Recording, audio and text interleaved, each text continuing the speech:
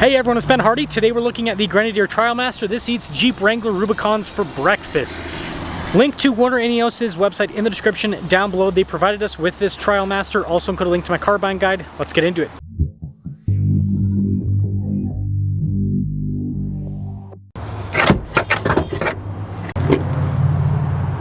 Under the hood, we have a turbo 3-liter inline 6 that goes through an 8-speed automatic. It puts out 282 horsepower and then 331 pound-feet of torque. Now, fuel economy is rated to be 14 around town, 14 on the highway. I get 17 to 18 with larger tires than stock, so I won't take the EPA's number seriously.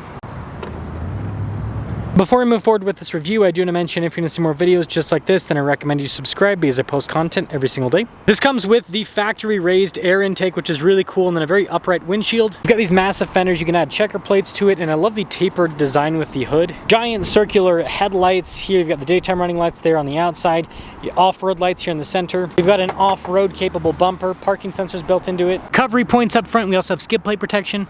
And when you put it all together, it's got that cool classic off-roader look. Our tire wheel setup is 265 by 70 by 17. We've got steel wheels from the factory. You can fit 33s on this if you want. We've got very durable suspension and shocks, and we also have a solid front axle. You can kind of see it there. Very rugged fender flares. You can see the little turn signal indicator on the raised air intake. Now this here on the doors is actually to attach stuff to. We've got auxiliary power added up top. And just look at this thing. It is so cool. Now with the key fob, it's very simplistic. Lock, unlock, flip out key. We have this half door on the one side. And you've got a larger door on the other side. The latch is inside for that. This allows you to just have a little bit of access or a lot of access depending on your needs for the rear cargo area. Now there's tie down points inside of the cargo area. We also have this durable flooring that's easy to clean and tons of vertical space because of the boxy design. We have a ladder added to the rear from the factory. Again, hardcore off-road bumper with parking sensors, and this one has a receiver hitch. And I really don't think there's a bad angle on this car. It looks good all around. But let's pop inside.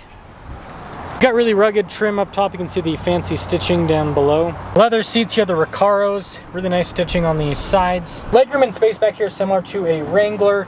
We've got vents here in the back, USB ports, and outlet. With that boxy design, headroom back here is really good. Let's now see what's going on up front. More rugged trim up top. We've got the squared off mirrors. You'd have power adjustments for the mirrors, all of your window controls. 1387 is the payload capacity. And then if you're wondering, this vehicle weighs about 6,400 pounds. Got those leather Recaro seats up front. They are manually adjustable. Just like the back cargo area, the floors are easy to clean out. And, yep, a little bit old school, but I like it. Now with the steering wheel, you've got nice trim all around. You can see perforated there on the center portion. Got the little Grenadier logo there at the bottom. We have our toot bicycle horn. You got your volume and radio controls. Cruise control there on the other side, and then you have traditional stocks out back. This is your warning cluster here in the center, so there's no gauge cluster, but that means you've got a really good view over the hood.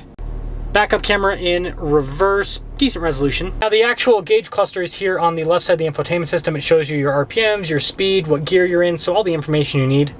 And then as for the infotainment system itself, it's got a shortcut bar. It does take a second for some of the pages to load up, but it responds quickly to your touch. And the off-road tab has a bunch of cool information, like you can see the elevation, for example. And speaking of elevation, we got this little compass down below that also shows you the elevation in the center there. Before we head to the controls in the center, more rugged trim on the dash. We also have nice leather trim on the grab handle. Bunch of physical buttons here in the center and very nice tactile feel with everything. You got your climate controls here. You got parking sensors, auto stop start. So we've got our driveline select here. You can have it in four-wheel drive high or low with the center diff unlocked, or you can have it in four-wheel drive high or low with the center diff locked. It's just a square pattern. Little BMW shifter with the parking brake right next to it. And then we've got our analog controls for the infotainment system. Some cup holders. We've got squared center console with nice trim there on the top.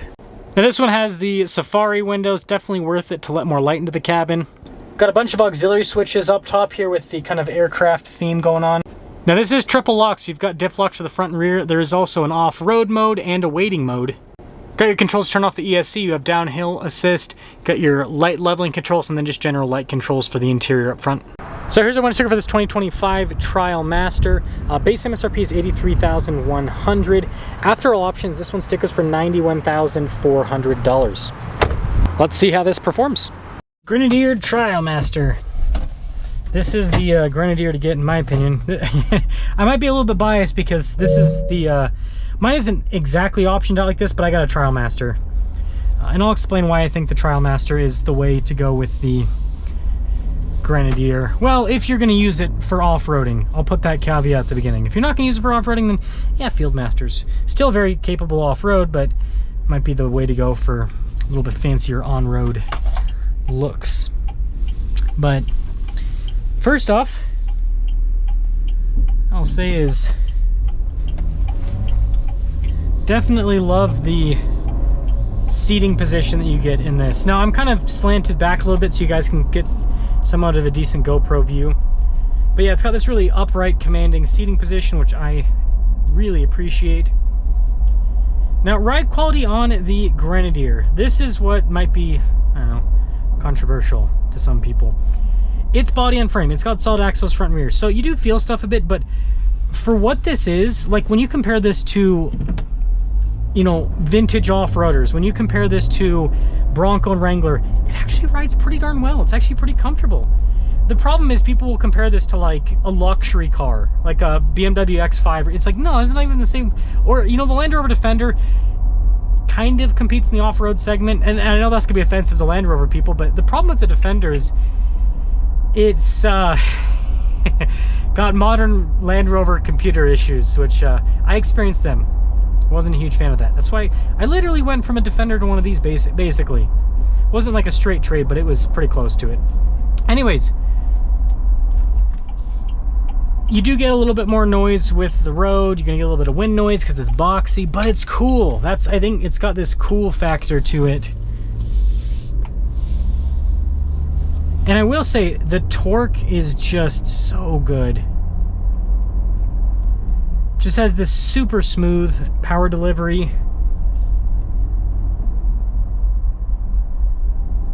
And, you know, you hear 282 horsepower in a vehicle that weighs over 6,000 pounds, and you're like, oh, it's not going to be all that good. It's a lot better than you think. You know, the torque is produced at a really low RPM range, and inline sixes are very smooth, and so it just feels good. You gotta get into it a little bit, but it doesn't feel bad. Like, it actually genuinely feels pretty darn quick for what it is. It's quite impressive. So, when you compare this to actual off-roaders and vintage off-roaders, this thing actually looks absolutely fantastic because it's a heavy-duty vehicle. It's got a really solid build, really durable parts, and then you add in the fact that it has 3 locking differentials. Like, this is awesome. So why get the Trialmaster? The Trialmaster gives you the coolest looking version of the Grenadier, in my opinion, because you get the steel wheels and you get the raised air intake and you get the ladder and all. So it looks like it's got the off-road looks, right? So I think that part of it's really cool.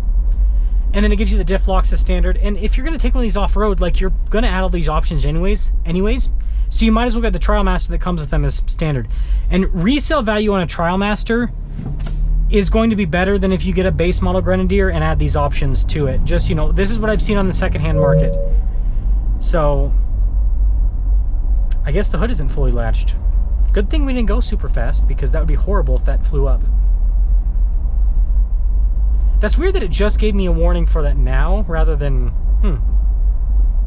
Anyways, finishing the Trialmaster, it's the off-road version. It's the one to get, in my opinion, because it gives you all of the off-road kit as standard equipment, and it looks cool.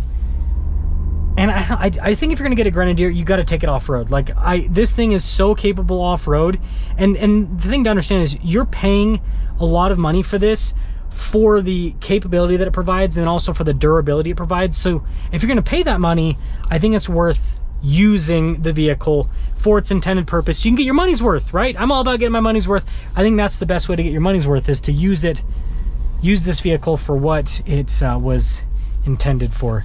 So let me guys think about the Trialmaster, but I think this is the way to go. And I had a before we got our Grenadier, we had a Wrangler 392 and we had a Land Rover Defender, and that's kind of the vehicle, because we had there's an in-between, doesn't matter, but I went from that to this, and I feel like this is like perfect, kind of combining both those vehicles, where it has a bit more luxury than a Wrangler, but then it has way more off-road capability and durability than a Defender, and it doesn't have the annoying reliability issues with either. Like the Jeep and the Land Rover, it's just electrical stuff, it's annoying. Anyways, let me know your thoughts.